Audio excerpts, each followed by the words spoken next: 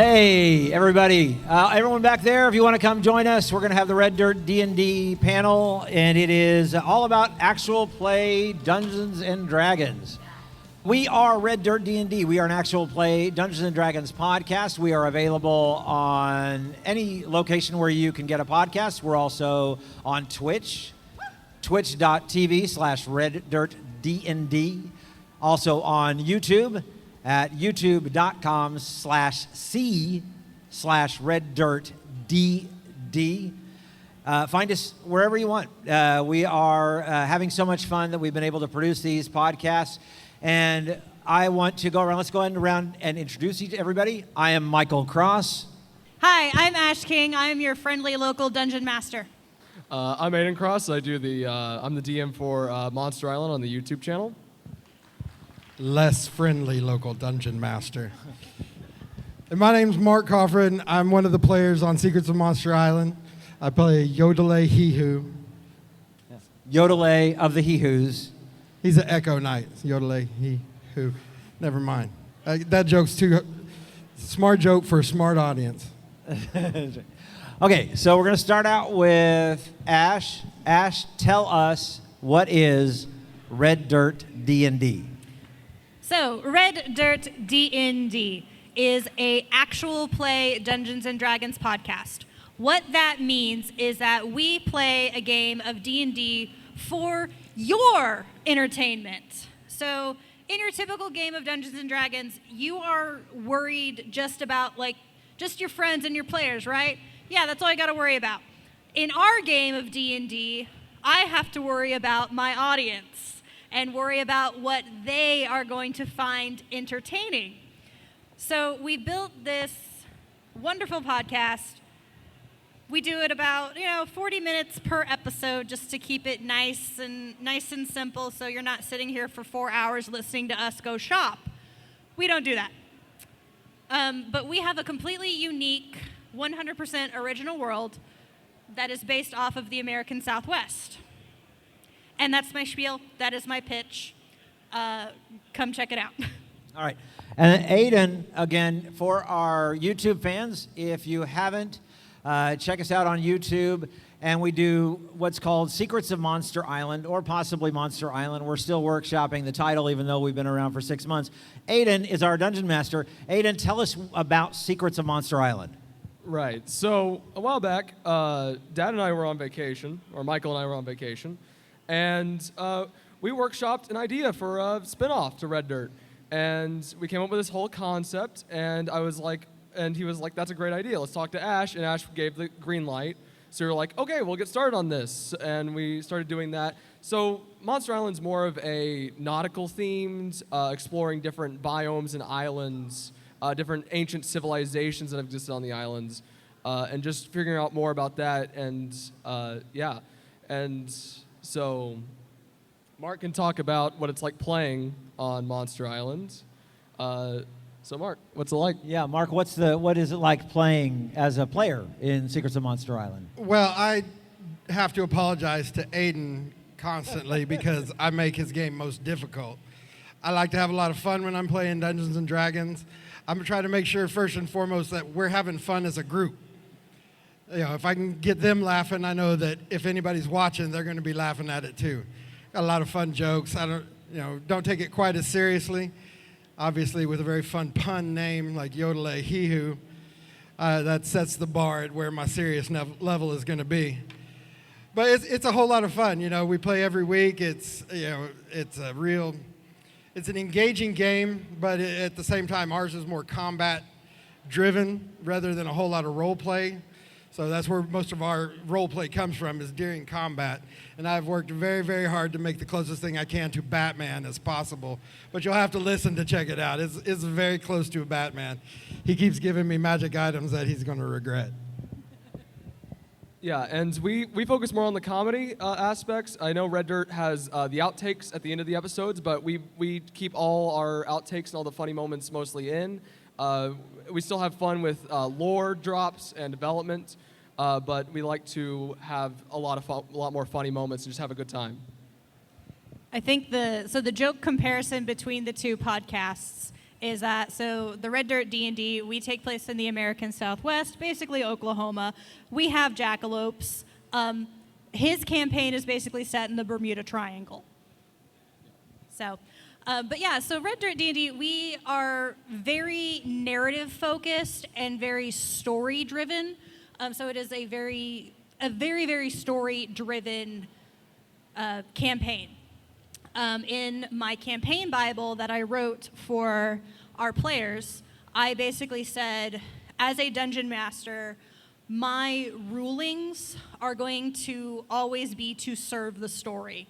Because again, we're trying to tell a narrative story that's going to be entertaining to listen to for somebody who, you might not be sitting at the table with us, but the way we do it, we try to, because Red Dirt D&D is a completely audio-based format. Secrets of Monster Island is also a video-based format.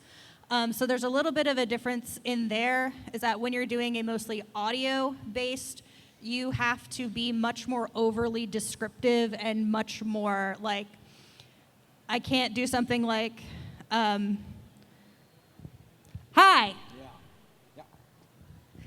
And, he shakes my hand, right? No, you have to say, my character sticks their hand out towards you and says, hi, my name is Ash. And then he has to describe, yes. And then I stick my hand out and we clasp firmly and give a good shake. You have to describe things sometimes overly versus a video format where they can get away with doing stuff like that. And actually, with a video format, Aidyn, you've also got to, because we use Roll20. So talk about a little bit more about how we use the video format. Right. So we use Roll20, which is a virtual tabletop, kind of like your battle map that you'd have out during a normal game. And you can use it to basically show where the monsters are, show where the players are, and it's really good at keeping track of where everything is without me having to be overly descriptive, like Ash said. And it helps the players as well keep track of things, because we try to focus on combat, so knowing where things are during the combat is very helpful and really just helps visualize where everything is. And, yeah. Well, I was just going to say that, we started using Roll20 a lot during the pandemic whenever that was a necessity. And it's a really, really easy tool to be able to get a whole bunch of people together that aren't together. And be able to do it from everybody's house is a much, much easier way than trying to get a group of adults together and find time to all meet in one location. It's a super easy tool. I highly suggest anybody that's running games try it out. Even if you're just running them all at home, you can still have your battle mat digital rather than having to. I used to draw all my battle mats out on the back of Christmas paper because it's always got those little 1-inch squares on the back. So it's a lot easier than having to draw them all out. Easier to swap them out in and out too. Right. So, let me ask something for the New World Comic Con crowd. How many people here play Dungeons and Dragons? There we go. And how many have actually listened to a Dungeons and Dragons podcast? There we go. How many have actually heard of Red Dirt D&D before you sat down? There we go. That's great. And so if you haven't had a chance, they'll all tell you how great Red Dirt D&D is. We try to make it simple. We make it simple for you to listen to while you're driving, while you're on the treadmill, while you're doing homework, while you're doing housework. It's so very simple. And what makes it special about Oklahoma, Ash? Well, so I mean, with Oklahoma, we are considered part of the Southwest, basically. I mean, we can differ on exactly, what we are defined as, but, it's getting that Oklahoma spirit. It's pulling in pieces of lore. How many of you guys have heard about the Oklahoma octopus, right? You guys know about Just the a couple. Oklahoma? Just a few? Just a few? It's real. Google it. But yeah, it's like, I pull in things like the Oklahoma octopus shows up, in an episode. We have jackalopes that show up in the episodes. And so it just takes from that rich storytelling, tall tale, Wild West thing. There's a series of NPCs that are kind of based around like Pecos Bill or Paul Bunyan or, And that's what makes it fun, is like getting to go and research all of these old school stories and tales. I literally bought a book that's like, Oklahoma outlaws and ghost stories. Because, if you don't know about the history of our state, we had for quite a long time a lot of outlaws and a lot of, it's crazy times back in the day. Yeah. But yeah, it's just looking around you and finding that inspiration. It's all over the place. And with Secrets of Monster Island, we're talking about different islands, different creations. Talk about how you came up with this. Well, I just kind of come up with it. I don't really, there are island inspirations. Let's say islands are very varied from each other. So I can have a desert island. I can have a rainforest island. I can have just normal forest island, all that sort of stuff with different biomes. But one thing that combines them all is a sea in between every single one of them. And basically having that nautical theme, and pirates. Pirates is a big inspiration for me because, they travel from island to island doing their pirate things. Vikings is a little bit also of an inspiration, a little bit, as they would raid and pillage other islands. Viking is a job. Viking is a job. Not a race. So yeah, those are some of my inspirations. Yeah. So and also, Mark, when you're creating your character for podcasting for the audience, was there a difference that you used for creating Yodelay than you did for if you just were creating it for your homebrew table? Not really, because whenever I make a character, I like to make sure, first of all, it's going to keep me entertained. It's a lot of gameplay, and I want to challenge myself. I'd never played an Echo Knight. I don't hardly ever play fighters. I usually play somebody that has a little bit of magic. But, this time, the Echo Knight seemed fun. And as it turns out, as the game's gone along, it's been a great way to frustrate the DM and plans that he had and things he thought was going to be challenging. And it turns out it wasn't as challenging because I'm doing all sorts of shenanigans. That's the way our whole group has been, is everybody has chosen a character class that has various shenanigan opportunities. And that's always fun to do to your DM, is create something that he forgets about the powers that they have until it's too late. And then he's like, no, that's not what I planned at all. I'd say one of the entertaining parts of Secrets of Monster Island is me going, oh my goodness, Mark. And just seeing all the stupid things that my players can get up to and the shenanigans that they can pull, where I'm just like, I don't know how to deal in this situation, I read your abilities, but you're using them in an interesting way, and I like that. I like players thinking very smartly about their decisions and what they do, and that's also one of the fun parts about Monster Island. Just as a bit of a spoiler, on our very first few episodes of Red Dirt D&D, we were facing off against goblins who were trying to rob a train. And now we are facing off against much more powerful things. So how do you deal with the fact, Ash, that we are getting more and more powerful and still trying to make that entertaining? So I learned something new just recently. I'm a dungeon master. I don't have to play by the same rules that they play by. So I learned the big thing, especially running for like tier 3. So in 5th edition, the characters are divided up basically kind of by what's known as their tier. So levels 1 through 4 are tier 1. Levels 5 through 10 is tier 2. And 11 through 16 is tier 3. 17 through 20 is tier 4.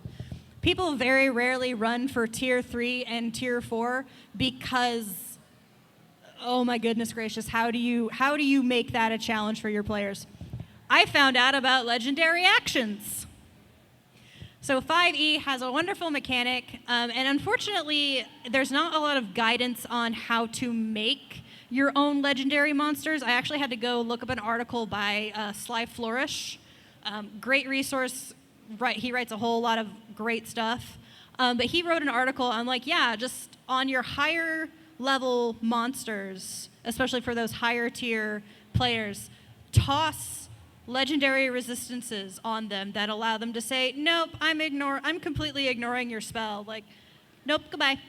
And then like toss on legendary actions, which allows them, so a legendary action in 5e allows a monster additional actions at the end of the player's turns. So the action economy just goes right out the window, because in a normal situation, you would have, okay, my monster goes on 20. I have players 2, 3, and 4 going before I can come back to my monster. Well, when your players are in those upper tiers and they're able to attack 3 or 4 times around, they have these much more powerful magical spells. It can, like, your monster that you thought was going to be the big bad of the campaign, oh look, he died in a single round. So yeah, so that's how you start to make things more challenging, is you start to play by the dungeon master rules and not the player rules. And if there are any dungeon masters out there that not only, sometimes people think, well, I can only give my legendary actions or legendary resistance to the big bad. You could give your legendary actions and legendary resistance to a kobold that they're fighting. You can do whatever you want. You are the dungeon master. I am God. Yeah. So you can make it, because you want to make it a challenge. I think that's one of the things that most dungeon masters want for their players. They don't want a TPK. For any of those who don't know, that's total party kill. You don't want a TPK. But you also don't want it to be a complete breeze for them to get through, because you want it to be a little bit of a challenge. Well, and especially if you as the dungeon master got a really crappy initiative, it's like you've got your players all rolled really well, and so the monster is going to go at the very end of the round. And even before your monster gets a chance to go, they just completely get wailed on. Like, that's disheartening. I get really sad if my monster doesn't get to go. So tossing on those legendary actions and those legendary resistances for those upper tier, higher level characters, like, best thing I ever did. And that also seems to always happen on my Saturday group. My monsters always grow really low in initiative. Like, well, by the time they get to me, I'm going to be dead because our paladin's going to kill them. So we got that Noah back there. He's on my Saturday group. Just a little inside joke. Aidyn, we're about 6 months into Secrets of Monster Island. How has the game changed for you? So we originally tried to do about 2 combats a session, which can be a lot for an hour show. And so we recently switched the format to 45 minutes, which is way nicer for for the players, and I also figured out that because they get more abilities as they get higher level, it's kind of harder to do 2 combats in one session. Even if I know they're experienced players, which that's why I chose them specifically, is that they're very experienced, they know their characters, they know how to play this game really well. So in Tier 1, I know they can make it through those combats, but eventually the combats, no matter what, just start taking more time. Throughout it, even if they know their abilities, it still takes time to roll dice and all that sort of stuff. So, yeah, that's how it's changed a lot. Legendary actions and legendary resistances are also really nice. If you roll really low initiative as a DM, yeah, they're really nice. And I know personally what it's like to roll really low initiative during combat, because usually I will be destroyed by them. But that's also another point, is maybe adding minions to take a few of those hits before they kill off the big bad immediately. So having kobolds or goblins around, as well as like a boss goblin, is really nice to basically soak up those hit points, so that you're not dead immediately, so that your enemy is not dead immediately. Everything is always better with more kobolds. That's right. Yes. Mark, has being an experienced player helped you to bring a little bit more, especially when we were talking about shenanigans, to the game when you, as an experienced Dungeons and Dragons player? Has being an experienced Dungeons and Dragons player helped you in? Well, that's, yes. I've got a long history in playing D&D. I've run many games myself. So I've had shenanigans pulled on me. I've had to reverse engineer those shenanigans so that I might implement them myself as a player. You know, it's there's no lack of videos on the YouTubes telling you how to min-max a character, whatever class, whatever race. I mean, I don't like to go with those, but I also like to creatively use regular items and stuff. You know, there's a lot of fun things to do from the old ways that most people don't even think about when they play D&D now. If you tell your dungeon master that I'm going to use the sack of flour that's in my inventory to help search for a secret door, you'll see a funny look come across their face for a second. They're like, oh, okay, I guess so. You know, I carry, I make sure I put in my inventory a bag of sand in order to blind opponents that I'm close to. You know, just different ways to use stuff that's already there. Because I've been playing it so long, I have so many other ideas on how to use a piton and a hammer. You know, there's many things to do. I'd say Mark's concepts go deeper than just normal items. Whenever we fight a monster, one of our new things is that if he can come up with something creative to use that monster's items for, like arms or legs or body parts, he will turn it into a magic item. Some of those include like taking Umber Hulk knuckles and turning those into slashing damage. And what are some other ones? Your Gorgon helm. Oh yeah, I took the head off of a gorgon so that I could breathe, petrifying smoke. I stole the head off of a helmed horror so that I could have blind sight. I turned a displacer beast into a displacer cloak. Yes. I turned a magic spider into some slippers of spider climbing. The best part is he forgets the very next episode, and then I pull out whatever magic item. Always takes him by surprise. It's fantastic. But it's much more entertaining for us as players. Let's say the displacer cloak gives me disadvantage on attacking him. So let's just say that was the biggest mistake of my life. Michael also has one with his character. And the Umber Knuckles. And I'm just sitting there like, I can't hit you. Well. You're going to have to roll for a lot of saves. Yep. And this children, speaking from Dungeon Master experience, this is the reason why you very carefully consider before just handing your players magic items. Because, Lord Almighty, No, consider very carefully. Because part of the problem is, especially with something like that, then you get into the PC Dungeon Master arms race. Because the more you give them, that means the more that you're going to have to deal with. So again, do not forget what magic items you gave the players, because that is going to come and bite you in the butt. Well, what's really great, though, is Aidyn has actually never given us any magic items. Every magic item we have has come from the brain of that man right there. Mark has come up with every magic item because we have basically cannibalized any monster we fought. And it's really fantastic. And me and Mark have to make deals. We have to I like the idea of a magic item, but sometimes we just have to be like, listen, maybe you get this just a number of times, or you only get this, it's only this powerful, or something like that. We have to, because I like the concept of some of the things he does, but sometimes I'm just like, that's a bit too powerful. We use every part of the monster. That's right. Every single part that they can, and sometimes I'm just like, no, no. So let me ask, does anyone have any questions here at New World Comic Con? Anyone got any questions for Red Dirt D&D or Secrets of Monster Island? Because we can keep up here and we can talk for... Or D&D in general. We can talk about D&D, we can talk about... I think combined total... Are you looking at the... Which one are you looking at? Hellboy right there. Oh, the Hellboy, yes.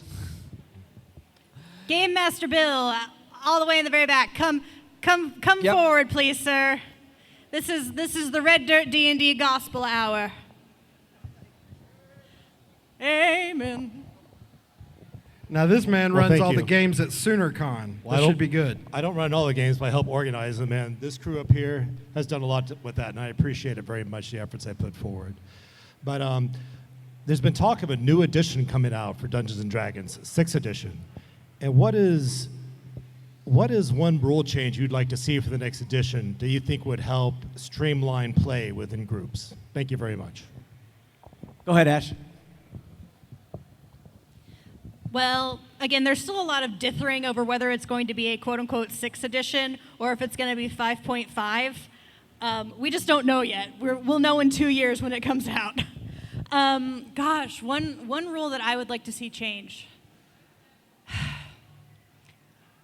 I'm probably the person who actually cares the least about rules, and I can work with just about anything.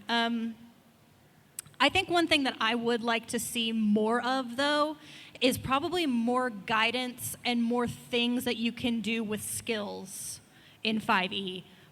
Because skills in 5e have really been they have a lot of untapped potential that, if your dungeon master just isn't thinking on their feet enough about, like, the best way to use a skill. Like, for example, I'll allow an Arcana check or a nature check if my players want to know what resistances does a monster have. It's like nowhere is that sort of check written into the rules themselves, but that's something that players how do you give players information about monsters, right? So you have to kind of think on your feet. So I think something like that for me, I would like to see. Aidyn, if there was a advanced 5th edition or whatever comes at 5.5, whatever comes out next, what would you like to see?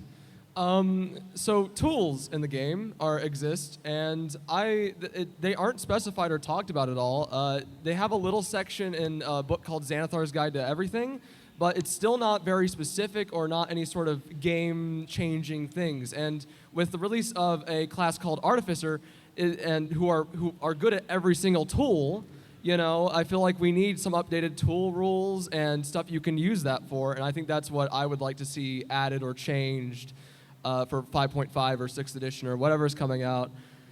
So yeah, that's what I would like to see changed. Mark? That's supposed to be in 2024. So, Mark, what would you like to see changed? Miniature horse centaurs. Like a halfling and a little bitty miniature horse. That's what I want.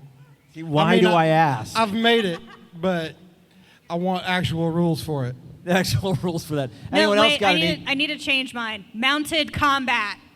Yeah, there needs to be a lot more for mounted combat. In fact, actually, especially since there is actually a fighter class, the Cavalier, that is supposed to be mounted but combat. no rules for mounted combat.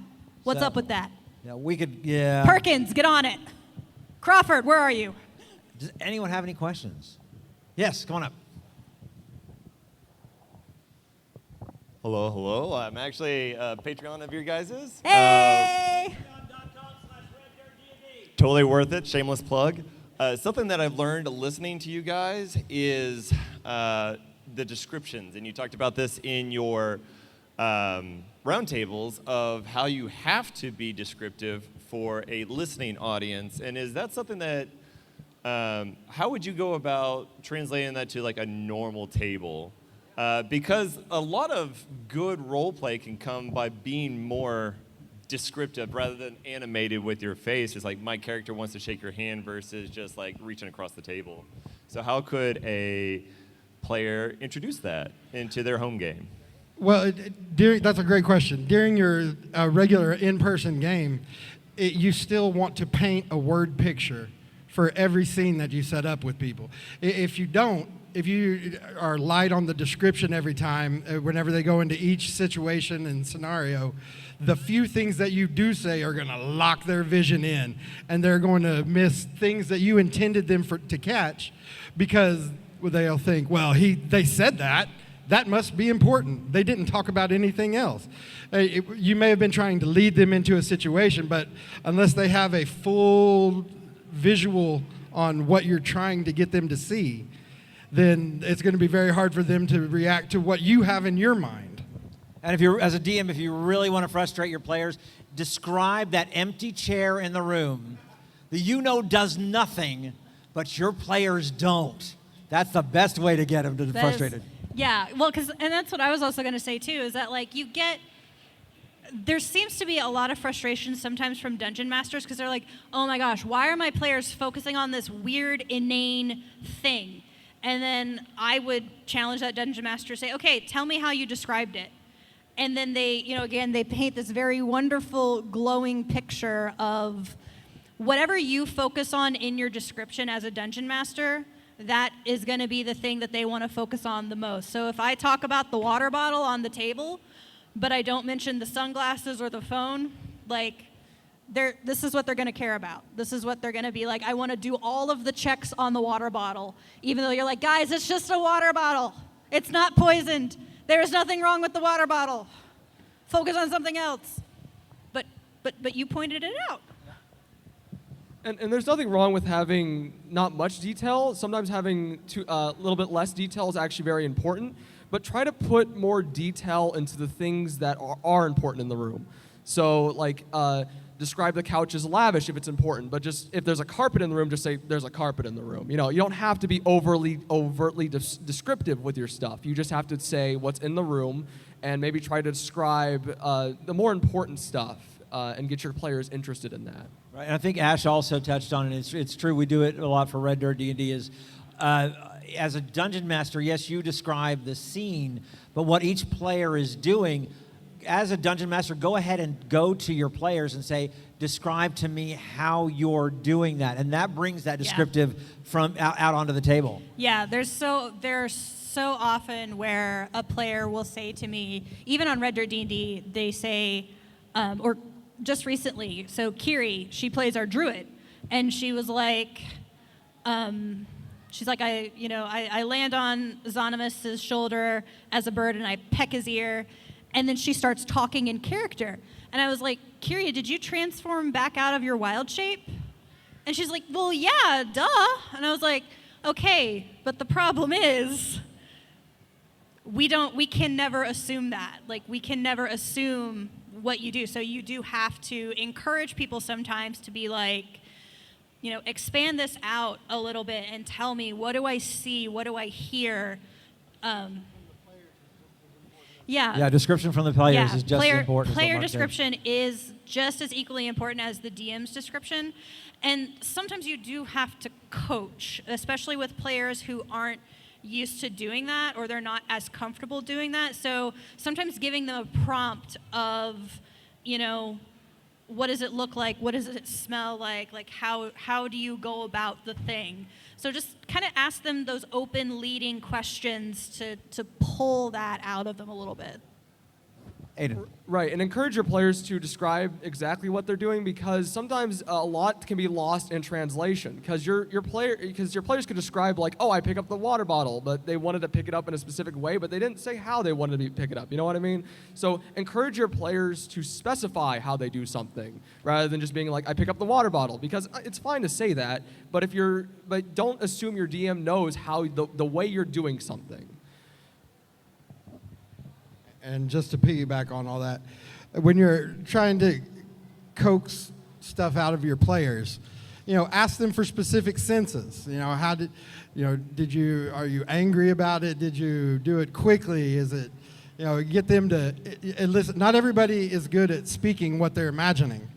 So if you can help them get a few more descriptors out, the whole table starts to gel together. The other players can visualize what I'm talking about, and the rest I throw down a smoke bomb and then, jump out of the way or whatnot.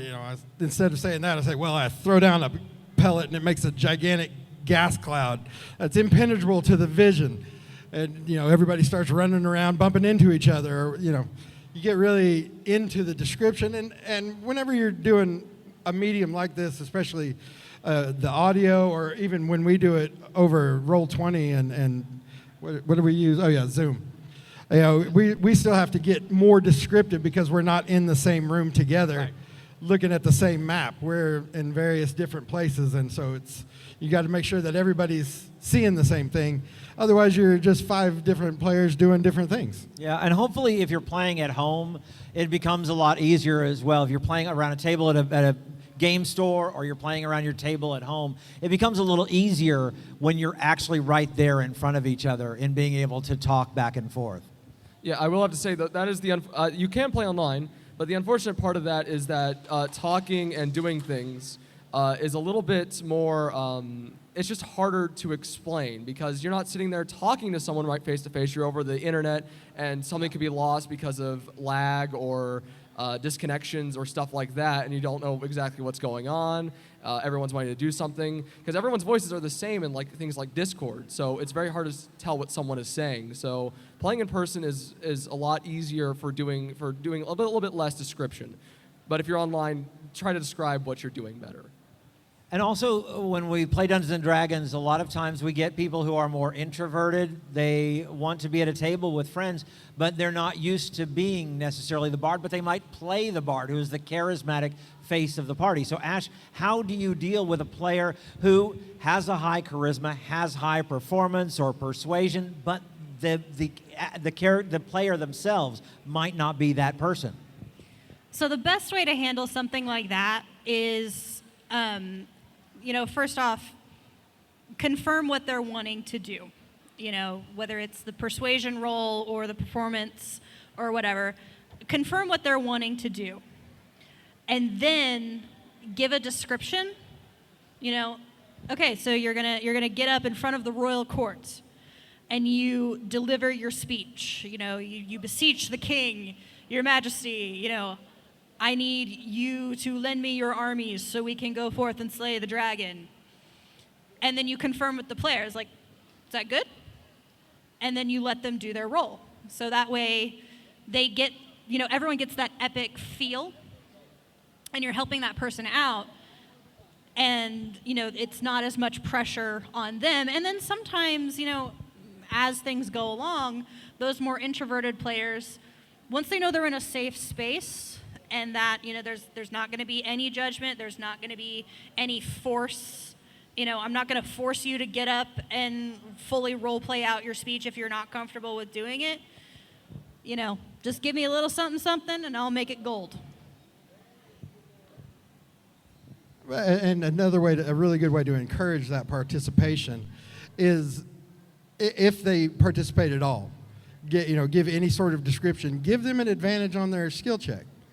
That's the way the next time they do it, they're going to think, well, I tried a little bit last time and I got advantage. I'll try a little bit more on this time. And that'll just make it easier for them to get past their own internal blocks and maybe get out of their shell a little bit and just be a little bit more participatory in stuff that's going on. I mean, Aidyn gave us a riddle in one of our games that we couldn't figure it out. I mean, there was 4 grown men arguing back and forth as to what the answer could possibly be. Is it time? It's got to be time. It's always time.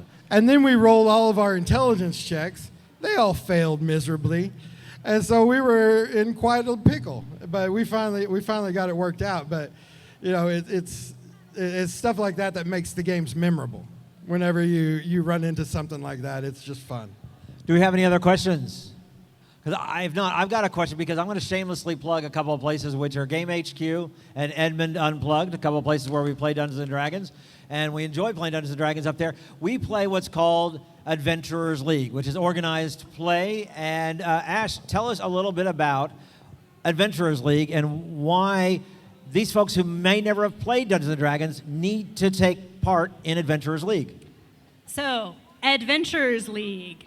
Adventurers League is the official Wizards of the Coast organized play program for 5th edition.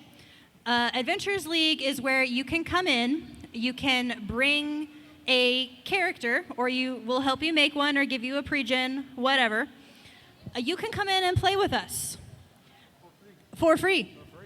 We will get you started. We will get you in on a module and teach you everything that you could ever want to know about Dungeons & Dragons. At the end of that game session, we give you a log sheet. You write down on that log sheet the adventure you played, who you played with, the day that you played, and you write down all of the rewards you got. So if you got to level up, if you got gold, if you got any magic items, you write all that down.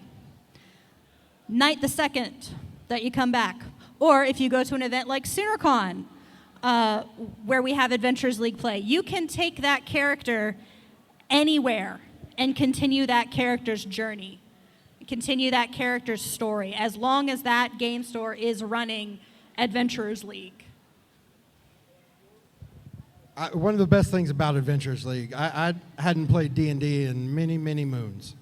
And whenever 5th edition came out, and whenever I moved here to Oklahoma City, it's like a pickup basketball game. You just show up, you have a character, you don't have a character, it doesn't matter, they'll fix it. But if you have a character with that log sheet, doesn't matter where you go. Any game store that's having D&D, any event like SoonerCon or Extra Life that's coming up here in just a couple of months, you just show up with a character, and that was the best thing because you don't have to worry about the story reason why you're in the adventure or anything like that. You just show up and you're there. They're not trying to write you into anything. They're trying to get the adventure done. They've only got 3.5 hours to get the game done, and you're done. It's very quick, it's efficient, it's really, really fun, and they have one almost any night of the week, depending on where you are in town. And you also don't really have to worry about scheduling with a group of people all the time because you could show up to an Adventures League table and just play. It doesn't matter. You just show up and play, and if that group isn't there next week, so what? It's an Adventures League character. You can take it to a different table. It's free reign to take it to a different table. As long as you have that documentation, it is a legal character that you can use. Did we mention it's free? Yes, we did. And it is free. And it's free. Yeah, and you know, as you said, it's the beauty of it, you get, and the thing that I love about Adventures League is that it has exposed me to so many different players, so many different play styles, so many different dungeon masters, so many different dungeon mastering styles that, like, it forces you to learn how to play with just about anybody, whether they're a old school grognard or they are a new Gen Z adorable Babu who, you know, just wants to role play 24/7.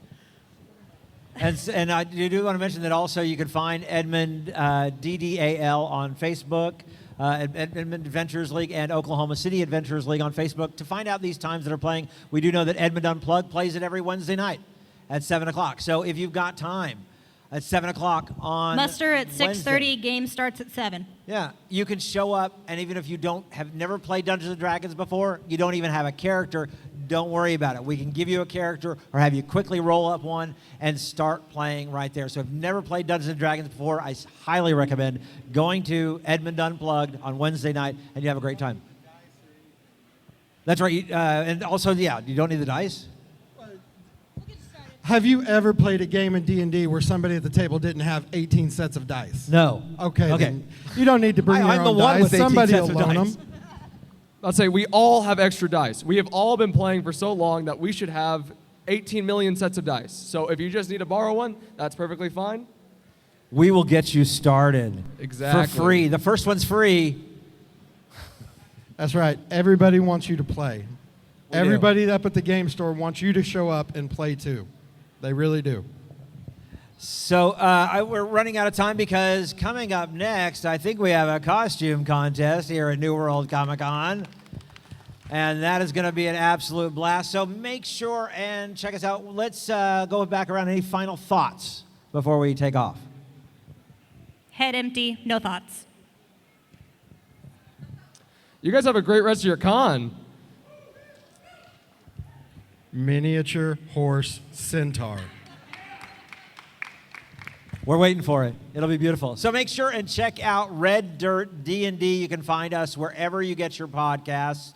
You can also find us Stitcher, Spotify. You can find us at kosu.org. And we are the only actual play podcast on the NPR podcast directory.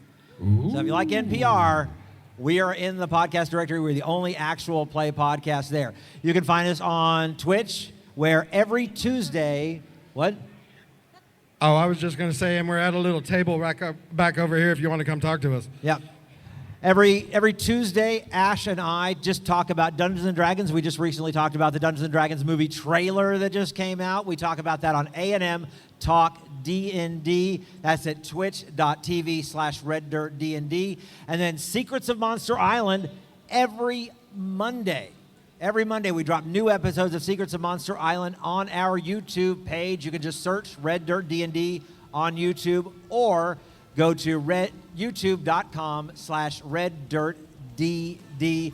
We also do every other Thursday plausible deniability with myself and Brooke Bullock and Johnny Payne, and it's hilarious. We also went over the D&D trailer on this past one, and you can catch those episodes right now on the YouTube site. So thank you very much to New World Comic Con for allowing us to be here. Everybody, enjoy your show. Thank you so much.